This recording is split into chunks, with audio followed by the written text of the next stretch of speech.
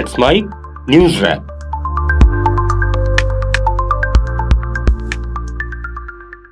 Let's वाइक news wrap में अब सुनते हैं सारे दिन की अहम खबरें सिर्फ 10 मिनट में। संसद का मानसून सत्र शुरू हो गया है।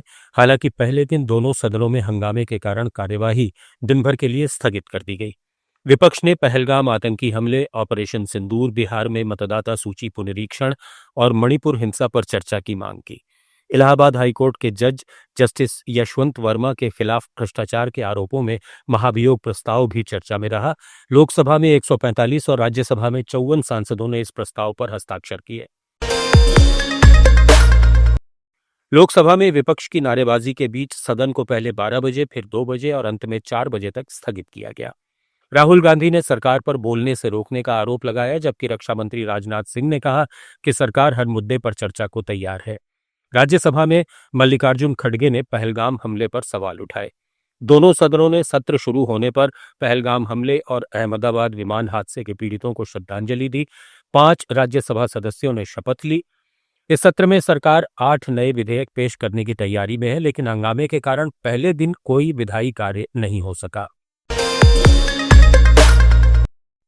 बांग्लादेश की राजधानी ढाका में वायुसेना का F-7 BGI प्रशिक्षण विमान उत्तरा इलाके के माइलस्टोन स्कूल और कॉलेज परिसर में दुर्घटनाग्रस्त हो गया। ये विमान दोपहर 1:06 पर उड़ान भरने के बाद 1:30 बजे के आसपास स्कूल की इमारत से टकराया, जिससे आग लग गई। इस हादसे में पायलट सहित 19 लोगों की मौत हो गई और 164 से अधिक लोग घायल हुए, जिनमें ज्यादातर छात्र हैं। बचाव कार्य जारी है और घायलों को ढाका मेडिकल कॉलेज और national institute of burn and plastic surgery में भर्ती कराया गया है।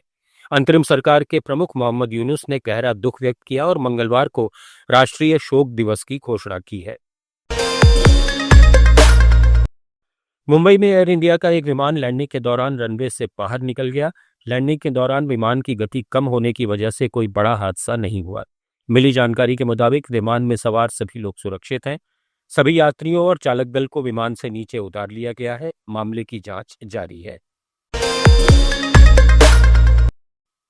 मुंबई को दहला देने वाली 2006 की सिलसिलेवार लोकल ट्रेन बम धमाकों की घटना में बॉम्बे हाईकोर्ट ने सभी 12 आरोपियों को सबूतों के अभाव में बरी कर दिया है। हाईकोर्ट ने 2006 मुंबई लोकल ट्रेन ब्लास्ट मामले में 5 आरोपियों को सुनाई गई मौत की सजा को रद्द कर दिया और महाराष्ट्र सरकार की सजा की पुष्टि की मांग वाली याचिका खारिज कर दी। सुप्रीम कोर्ट ने ईडी पर कड़ी टिप्पणी करते हुए कहा कि एजेंसी को राजनीतिक लड़ाइयों के लिए इस्तेमाल नहीं किया जाना चाहिए। कोर्ट ने ये टिप्पणी कर्नाटक के मुख्यमंत्री सिद्धारमैया की पत्नी BM पार्वती को राहत मिलने के खिलाफ की गई अपील और वकीलों को भेजे गए सम्मन के मामले में की। जयपुर में बीती रात युवक की हत्या के बाद गुस्साई भीड़ ने जयपुर आगरा हाईवे जाम कर दिया। पुलिस ने समझाने की कोशिश की तो जमकर धक्का मुक्की हुई। दुकानों पर पथराव हुआ। इससे कई दुकानें क्षतिग्रस्त हो गईं। एक जवान भी घायल हो गया। मामला बिगड़ता देख पुलिस ने भीड़ को खदेड़ा। मौके पर बड़ी संख्या में पुलिस बल तैनात है। प्रदर्शनकारी 50 लाख रुपए मुआवजा, मृतक आश्रित को सरकारी नौकरी, जामडोली थानाधिकारी के निलंबन और फास्ट ट्रैक कोर्ट में केस की सुनवाई जैसी मांगों पर अड़े हैं। अवैध धर्मांतरण के मास्टरमाइंड जलालुद्दीन उर्फ छांगुर बाबा और उसके गिरोह के तार भगोड़े इस्लामिक कट्टरपंथी जाकिर अब्दुल करीम नाइक से भी जुड़ रहे हैं।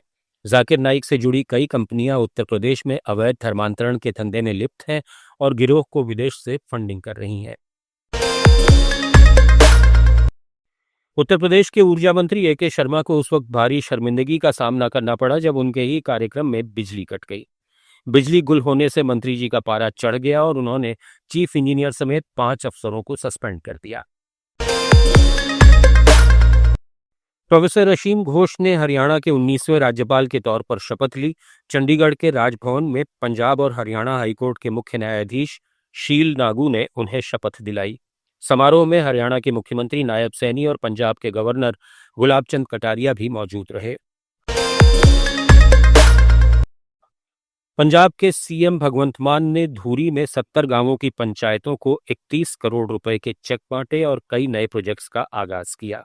इस दौरान उन्होंने विरोधी दलों पर जमकर हमला बोला। उन्होंने कहा कि पहले तो गांवों के लिए कागजों में विकास के लिए पैसे आते थे और कागजों में गांवों में विकास कार्य होते थे। तृणमूल कांग्रेस सुप्रीमो ममता बनर्जी ने कोलकाता के धर्मतल्ला इलाके में पार्टी की वार्षिक शहीद दिवस रैली को संबोधित किया। ममता ने इस मंच से चुनावी बिगुल फूंकते हुए भाजपा से मुकाबले का आह्वान किया। तृणमूल कांग्रेस के राष्ट्रीय महासचिव अभिषेक बनर्जी ने कहा कि शहीद दिवस सिर्फ एक तारीख नहीं है, बल्कि ये समय पर अंकित एक चुनौती है। दूसरी ओर बीजेपी नेता दिलीप घोष ने खड़गपुर में शहीद स्मृति सभा को संबोधित करते हुए कहा कि 2026 में टीएमसी शहीद हो जाएगी, ये उनका आखिरी शहीद दिवस है।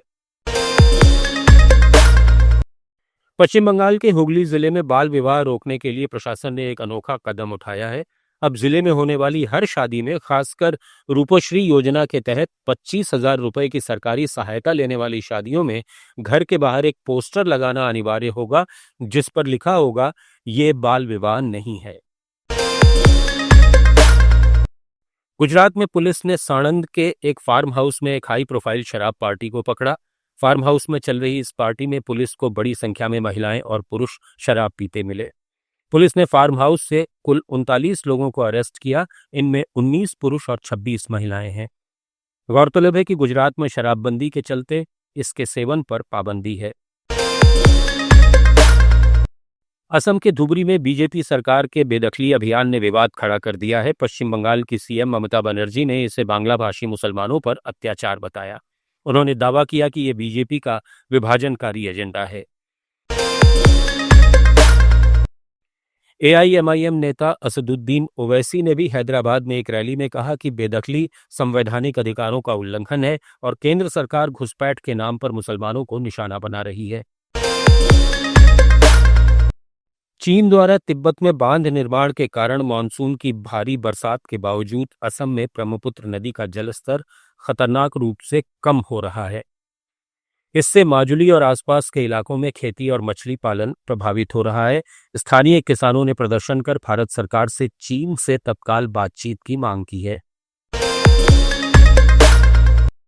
मेघालय में सत्तारूढ़ नेशनल पीपुल्स पार्टी और कांग्रेस के बीच तनाव बढ़ता जा रहा है। कांग्रेस नेता मैथ्यू एंथनी ने शिलांग में एक रैली में कहा कि एनपीपी और बीजेपी असम मेघालय सीमा विवाद हल करने में नाकाम रहे हैं, जिससे स्थानीय जनजातियों में असंतोष बढ़ रहा है। जवाब में सीएम कॉनराड संगमा ने दावा किया कि उनकी सरकार ने सीमा वार्ता में प्रगति की है, लेकिन कांग्रेस केवल वोट बैंक की राजनीति कर रही है। मिजोरम के सीएम लालदू होमा ने राजधानी आइजोल में चंफाई के उपायुक्त मोहम्मद आकिब और असम राइफल्स के अधिकारियों के साथ बैठक की। इसमें म्यांमार से आए चिन समुदाय के 35,000 से अधिक शरणार्थियों के मुद्दे पर चर्चा हुई। सीएम ने केंद्र से मानवीय सहायता बढ़ाने की मांग की।